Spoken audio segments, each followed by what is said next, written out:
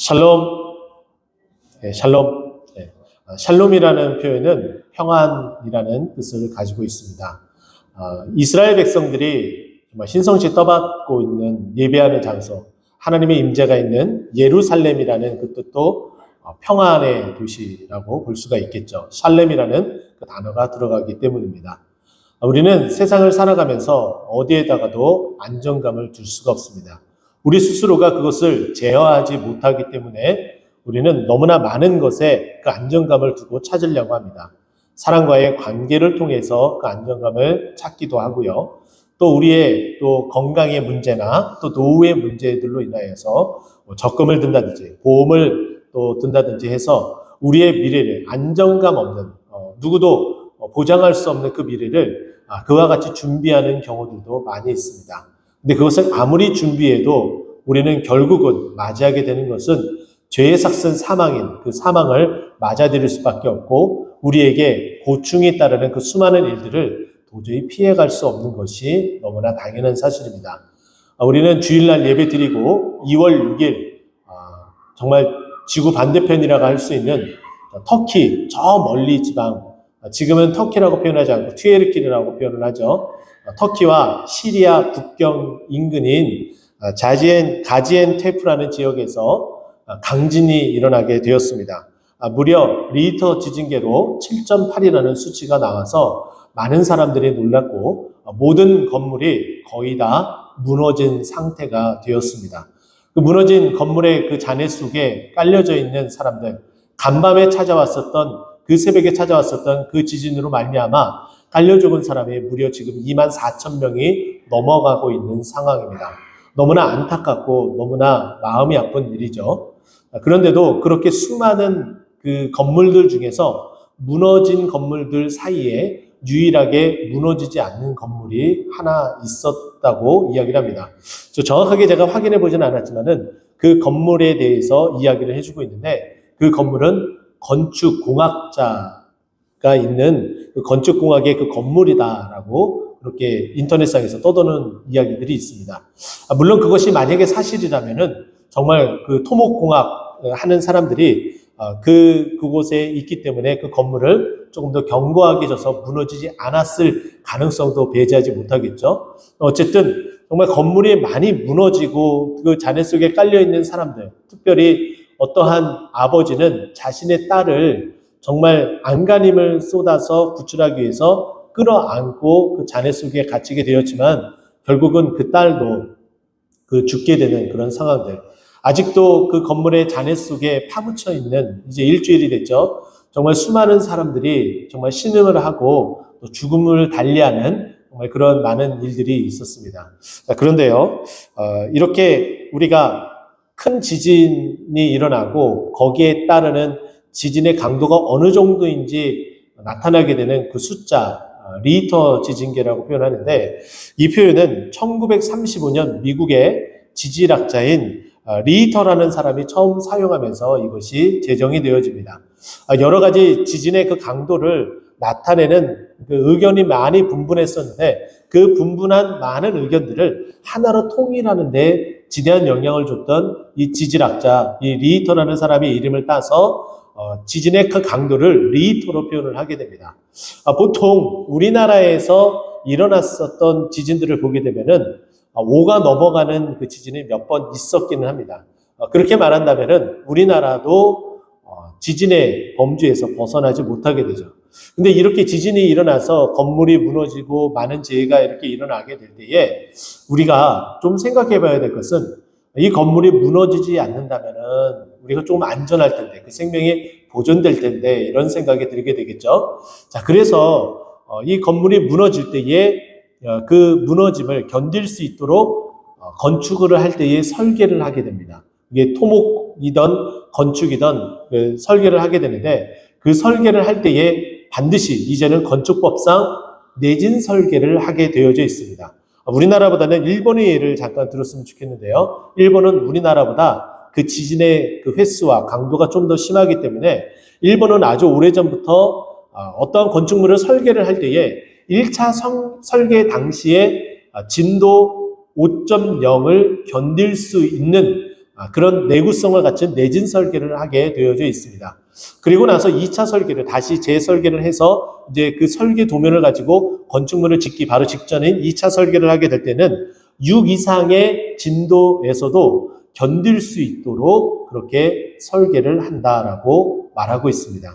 당연히 그러니까 일본에서는 지진이 일어나서 건물이 막 뒤흔드는 가운데서도 건물이 흔들려서 건물 내부에 있는 뭐 선반이라든지 아니면 조형물이라든지 그런 것들은 떨어질 수 있어도 건물 자체가 무너지는 일들이 극히 적은 이유가 바로 거기에서 기인한다라고 볼 수가 있겠죠.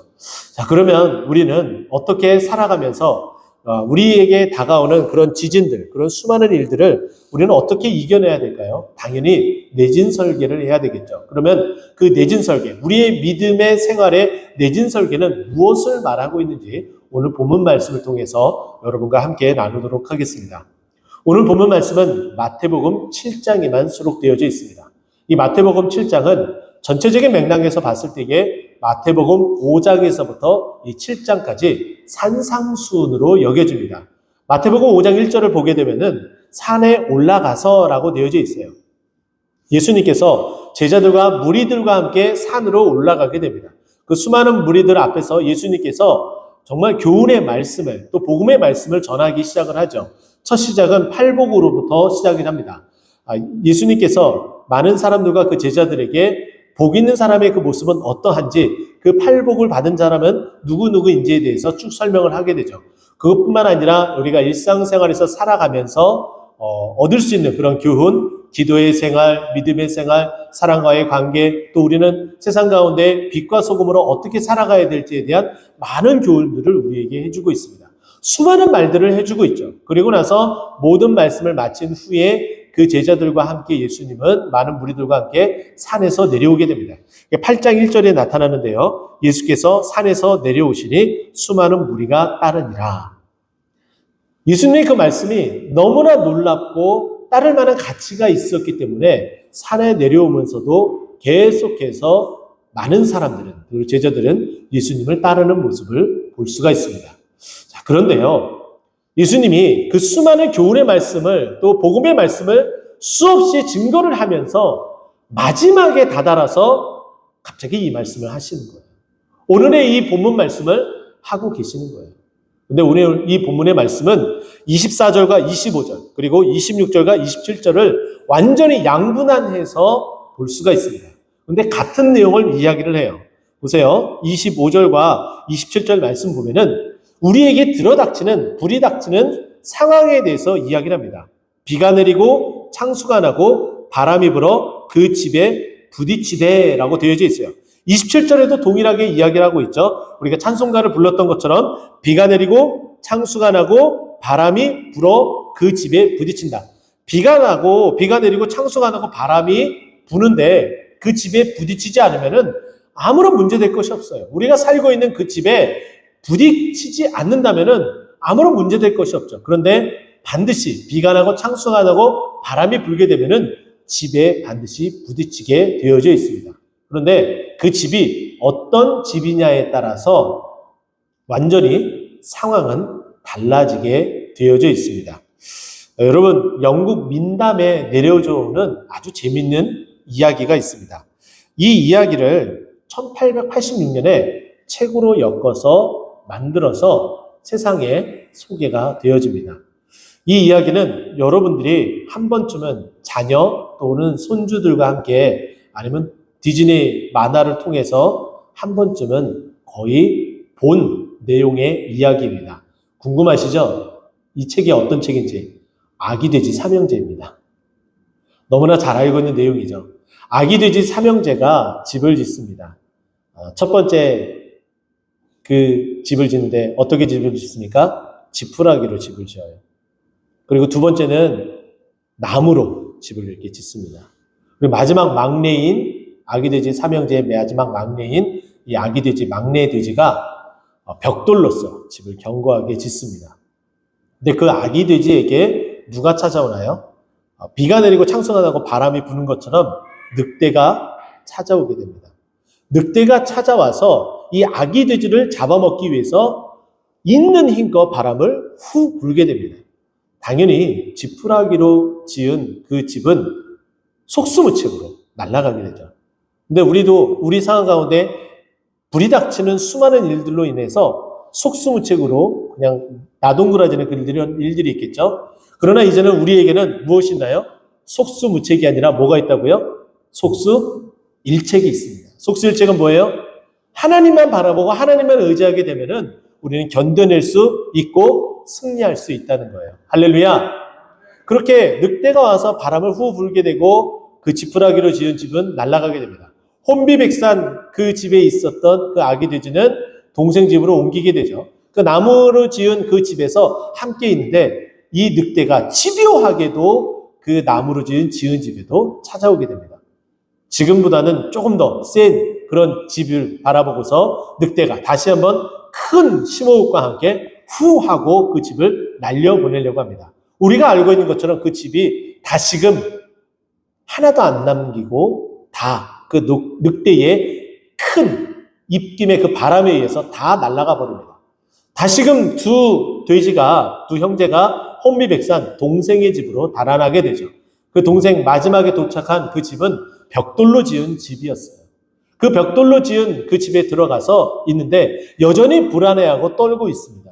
늑대가 다시 찾아와서 그 집을 이전과 같이 똑같은 방법으로 무너뜨리려고 하고 그 있는 힘을 다해 숨을 들이마신 상태에서 큰 호흡과 함께 벽돌집을 향해서 심호흡을 후 하고 내뱉게 됩니다. 결과는 어떻게 됐나요? 이전과는 전혀 다르게 벽돌로 지은 그 아기 돼지 막내의 집은 무너지지 않았다라는 이야기예요. 이 이야기를 통해서 우리는 알 수 있는 것은 우리가 무엇이든지 튼튼하고 견고하게 준비가 되어진다면은 결코 무너지지 않는구나. 어떠한 어려움이 찾아와도 무너지지 않는구나. 이런 교훈을 얻을 수 있게 되는 것이 이 이야기에, 그리고 어린 아이들도 어려서부터 그렇게 정말 착실하게 준비하면서 살아가라라는 것이 이 이야기의 주된 내용이었습니다. 마찬가지겠죠. 우리의 모습도 마찬가지입니다. 우리에게 여전히 비가 나고 창수가 나고 바람이 우리에게 계속해서 끊임없이 한 번도 쉼 없이 계속해서 불어닥치고 있습니다. 지금 아직도 그 불이 닥치는 그 바람 가운데에 아직도 정말 정신이 몽롱한 상태로 정말 의지할 것은 주님밖에 없어서 이 자리에 앉아 계신 분도 계신 줄 압니다. 오늘 이 자리에 잘 나오셨습니다. 이겨내시고 잘 나오셨어요. 정말 하나님께서 주신 그 은혜로서 오늘 이 말씀을 듣고 내진 설계를 잘해서 벽돌과 같은 그 집을 지어서 지금 계속해서 불어닥치고 있는 그 모진 그 현실 속에서 견뎌내고 이겨내고 승리하는 여러분 되시길 간절히 축원드립니다. 우리에게 이와 같은 일들이 많이 불어닥쳐요. 자, 그런데 그와 같은 상황은 누구에게나 다 마찬가지예요. 그런데 그 상황을 맞닥뜨리고 있는 사람들의 모습은 양갈래로 갈라지고 있음을 오늘 본문 말씀은 우리에게 설명을 해줍니다. 자, 24절 말씀 보면은 이 말을 듣고 행하는 자는 이라고 되어져 있고 26절 말씀 보면은 나의 이 말을 듣고 행하지 아니하는 자는 이라고 이렇게 양분해서 이야기를 합니다. 지금 예수님께서 나의 이 말을 듣고 라는 표현은 마태복음 5장에서부터 8복부터 시작해서 계속해서 이 무리들에게 하셨던 예수님의 그 가르침에 대해서 말하고 있습니다. 지금 수많은 말들을 하였음에도 불구하고 그 말을 자기 것으로 받아들인 자와 받아들이지 않는 자를 양분시켜서 말하고 있는 거예요.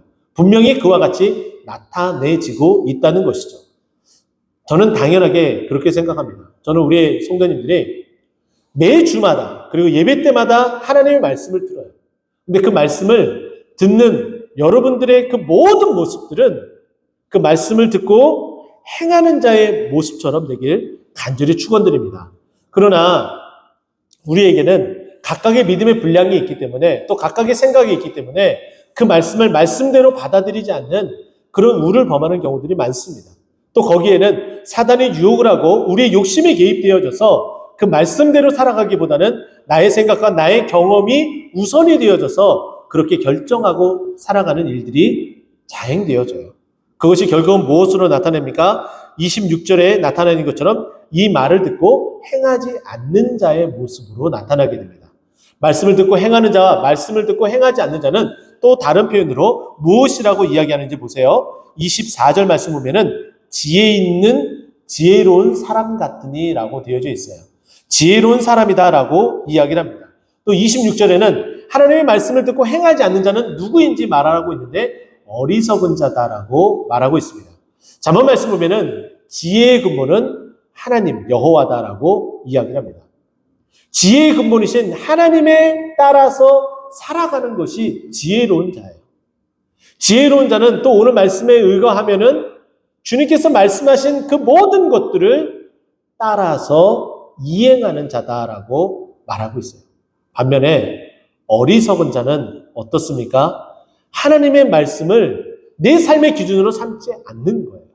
그리고 하나님의 말씀이 수없이 강단을 통해서 선포가 되어져도 나와는 무관하는, 그 자리에서는 고개를 끄덕일지 모르지만은 뒤돌아서서는 내 삶의 주인은 여전히 나하고 내가 가지고 있는 지식과 지혜로 내가 지금까지 살아왔다라는 그 자부심 하나만으로도 된다라는 생각을 가지고 하나님의 말씀을 뒤로 배제한 상태에서 그렇게 자신의 길을 뚜벅뚜벅 걸어가게 됩니다.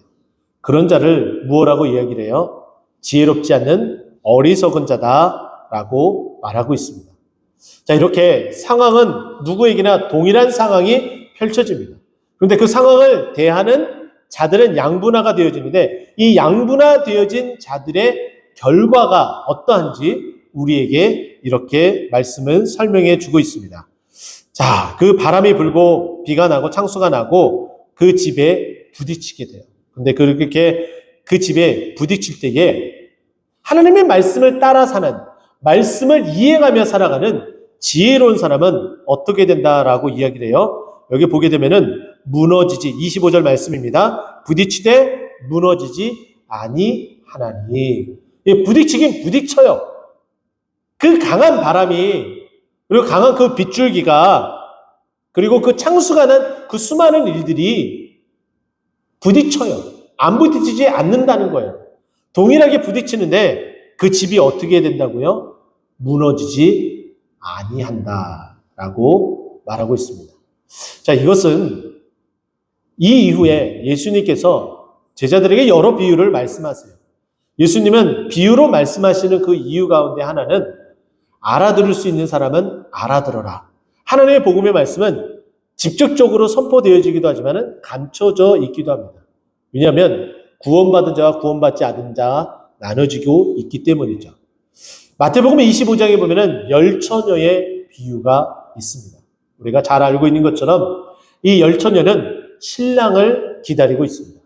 신랑을 기다리고 있는 이 10명의 이 처녀들의 모습들을 보게 되면은 양분화가 되어져요.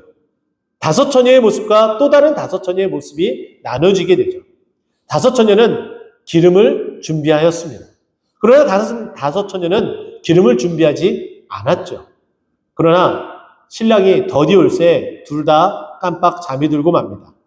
자, 그렇게 됐을 때 기름을 준비한 이 5처녀들은 깨어나고 또 기름이 떨어진 것을 알고 준비된 기름을 가지고 그 등불이 꺼지지 않도록 준비를 하여서 신랑을 맞이하고 그 잔치에 들어가게 됩니다. 그러나 그 기름을 준비하지 않은 그 5처녀들은 시간이 더디움으로 말미암아 기름이 떨어지고 결국은 등불이 떨어지게 되고 끊어지게 될 때 그 불이 정말 꺼지게 될 그 상황에서 기름을 준비한 5처녀에게 우리에게 기름을 빌려달라라고까지 이야기를 합니다. 거절을 당하게 되죠. 결국은 그 등불이 꺼지고 그 잔치 안에 들어가지 못하는 것이 기름을 준비하지 않은 5처녀의 모습이었습니다. 이 10처녀의 이 비유 가운데에 오늘 본문 말씀을 비유를 들어서 같이 섞어서 말씀을 드리자면 이렇게 되겠죠. 하나님의 말씀을 듣고 배우는 그 말씀을 따라 사는 사람은 누가 됩니까? 지혜로운 사람. 결국 그 지혜로운 사람은 기름을 준비한 누가 되는 거예요? 5처녀가 된다는 것이죠. 동일하게 신랑이 더디 와서 똑같은 상황에 놓여져 있습니다. 그 똑같은 상황에 놓여져 있음에도 불구하고 기름을 준비했기 때문에 지혜로운 자였기 때문에 하나님의 말씀을 따라 사는 자였기 때문에 결국은 그 준비된 기름으로 그 집이 무너지지 아니했다라고 말하고 있어요. 그런데 반대로 기름을 준비하지 않은 5 처녀처럼 어리석은 자들은 기름을 준비하지 않았기 때문에, 그리고 하나님의 말씀에 따라 살아가지 않았기 때문에 이들에게 불어닥친 그 일들을 고스란히 다 감내를 할 수밖에 없어요. 그래서 오늘 본문 말씀 27절의 말씀 보게 되면 너무나 안타까운 이야기를 해주고 있습니다.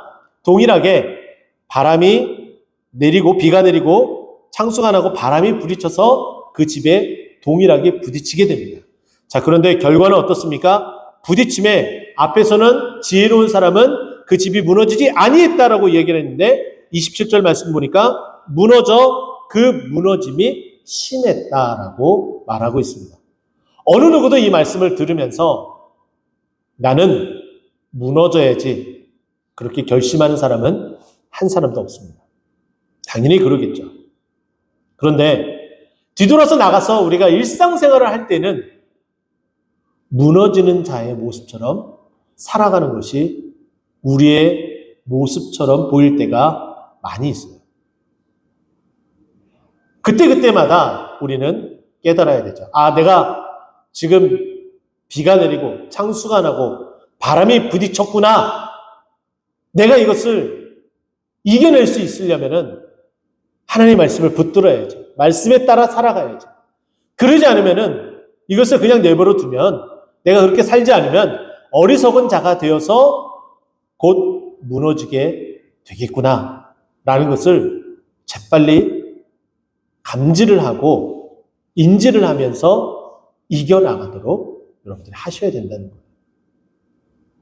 그러지 않으면은 그 무너짐이 어떻게 된다고요? 더 심하게 될 수밖에 없다라고 말하고 있습니다. 우리는 믿음으로 이겨내야 돼요.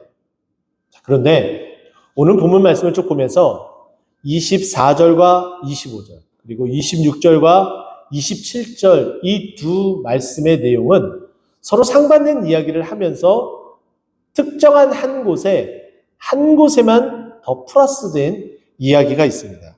그 이야기가 매우 중요한데요. 25절 말씀 마지막 부분에 뭐라고 되어져 있습니까? 무너지지 아니하나니 이는 주추를 그 반석 위에 놓은 까닭이다. 부연 설명을 하고 있어요. 무너지지 않는 이유에 대해서 설명을 합니다. 설명을 안 해도 되는 내용들이에요. 이미 말씀에 따라 살아가면 무너지지 않는구나. 이것으로 모든 것이 다 됩니다. 지혜로운 거구나. 지혜의 근본은 여호와이기 때문에 그분에 따라서 여호와를 따라서 살아가게 되면 무너지지 않는구나. 이것으로 다 종결되어질 수 있어요. 더 이상 부연 설명을 하지 않아도 돼요. 그런데 특별히 마태복음 7장 25절은 주추를 반석 위에 놓은 까닭이기 때문에 이 집이 무너지지 아니했다라고 아주 우리에게 친절하게 설명을 해주고 있습니다. 자, 여기에 주추를 반석 위에 놓은 까닭이다. 여기에 해당되는 헬라어의 시제를 살펴보게 되면은 완료형으로 쓰여져요. 그리고 또 뿐만 아니라 수동형으로 쓰여지고 있습니다. 완료는 무엇이냐면은 어느 과거의 시점에 완성이 되어졌다라는 것이고, 또 한 가지 수동태라는 것은 어느 누군가가 그렇게 하셨다라는 거예요. 내가 자의로서 이것을 만들었다라는 것이 아니라 어느 누군가가 이것을 구추초를 반석 위에 세워 놓았다라고 말하고 있는 거예요. 내진 설계는 다른 어떤 것이 아니라 하나님께서 우리에게 주시는 믿음의 선물을 붙잡는 겁니다. 할렐루야. 반석은 견고합니다. 반석은 예수 그리스도를 말하고 있어요. 반석 위에 우리의 모든 인생을 놓아야 되고요. 그 반석 위에 우리의 믿음을 놓아야 합니다. 반석 위가 아니라 모래 위에 놓게 되면은 무너짐이 심하게 되고 결국은 우리는 풍비박산 날 수밖에 없습니다. 하지만은 반석 위에 그 주초, 가장 중심된 것을 놓게 된다면 무너지지 않게 된다라고 설명을 하고 있죠. 근데 이것이 뭐라고요? 완료. 누군가가 그렇게 심겨져 놓았다라고 말하고 있는 거예요. 이 내진 설계는 내 스스로가 할 수 있는 것이 아무것도 없습니다. 그저 주님께서 주신 그 은혜가 진정한 내진 설계라는 거예요. 우리에게 불어닥치는 인생의 모든 폭파, 그것이 경제적이든 관계의 어려움이든 아니면 육신의 질고이든 그 모든 것들을 이겨낼 수 있는 그 힘은 은혜밖에 없다는 거예요. 은혜가 있다면 어떠한 힘들고 어려운 그 상황 가운데서도 무너지지 않고 견딜 수 있게 된다는 거예요. 에베소서 2장 8절과 9절 말씀을 그렇게 우리에게 얘기를 해주고 있죠. 이 믿음은 하나님께서 주신 선물이다. 그렇기 때문에 행위에서 난 것이 아니기 때문에 누구도 자랑하지 못한다라고 말씀하고 있어요. 이 주초가 누가 놓으셨다고요? 누군가에 의해서 과거에 놓으셨다는 거예요. 지금 우리는 믿는 사람으로서 이 자리에 앉아 있습니다. 믿는 자라는 것은 하나님께서 그 믿음을 우리에게 은혜로 값없이 주셨다라는 거예요. 근데 그 주신 그 은혜를 붙들고 살아가야 된다는 거예요. 근데 그 은혜를 붙들고 살아가는 것은 우리에게 끊임없이 말해주고 있는 이 하나님의 말씀을 붙들고 살아가야 된다는 것이죠. 여러 가지 상황으로 인해서 새벽에 나오지 못하시거나 아니면 가정에서 여러분들이 그런 상황이라면 좀 시간이 지나고 나서라도 하나님의 말씀을 꼭 영상을 통해서라도 확인하시고 또 보시고 또 되새김질하는 여러분이 되었으면 좋겠습니다. 이 강단에서 선포되어지는 모든 말씀은 하나님의 말씀인과 동시에 이 교회가 나아갈 방향, 또 우리 교회가 어떻게 해야 될지에 대한 그 그림들이 퍼즐처럼 하나씩 하나씩 아주 자그마하게 보이기 시작을 해요. 그것을 다 한데 모으게 되면은 결국은 큰 그림이 보여지게 되고 그 큰 그림으로 인해서 주님께서 영광 받으신다는 거예요. 저는 우리 교회 모든 성도님들이 다 그와 같이 되었으면 좋겠습니다. 이제 좀 환경이 좀 더 좋아지면은 또 여러 가지 또 기기들도 또 첨부가 되고 이제 실시간으로까지 우리가 영상으로 예배를 드릴 수 있는 상황이 되는데 영상으로 예배 드리는 것이 주가 돼서는 안 됩니다. 여러분 주님 앞에 나와서 주님의 그 말씀을 들어야 돼요. 그리고 이 말씀을 듣는 우리들이 이 말씀이 모두 끝난 후에 지금 무리들이 어떻게 됩니까? 28절 말씀 보면은 그 가르치심에 놀라고 무리들이 예수님을 따르게 되는 그런 일들이 보게 됩니다. 8장 1절에도 보았던 것처럼 예수께서 산에서 내려와서 수많은 무리가 따르게 되었다. 여러분들이 나와서 주님의 말씀을 듣고 말씀을 따라 살며 주님을 따라가는 그 삶이 결국엔 내진 설계가 되어지고 있다는 거예요. 내가 세운 것이 아니라 주님께서 내 마음 가운데 믿음을 심겨주셨고 또 그것이 나에게는 아무런 근거가 없고 주님께서 주신 근거임을, 그것이 은혜임을, 그래서 주님을 바라보고 사는 삶, 이와 같은 우리의 믿음의 생활이 되어져서 어떠한 비가 내리고 창수가 나고 바람이 부딪혀도 무너지지 않는 여러분들의 믿음 생활, 여러분의 또 신앙생활 되기를 간절히 축원드립니다. 기도하겠습니다.